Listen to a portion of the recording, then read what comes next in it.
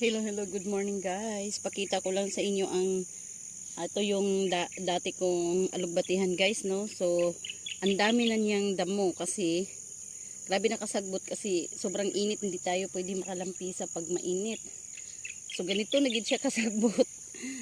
Bandang huli abandon na ni siya guys kasi meron tayo doon maraming blocks doon na walang tanom. So, doon na naman ako.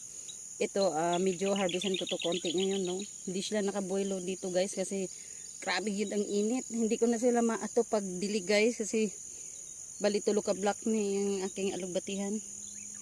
Ayan guys. Harvest muna ako guys ha.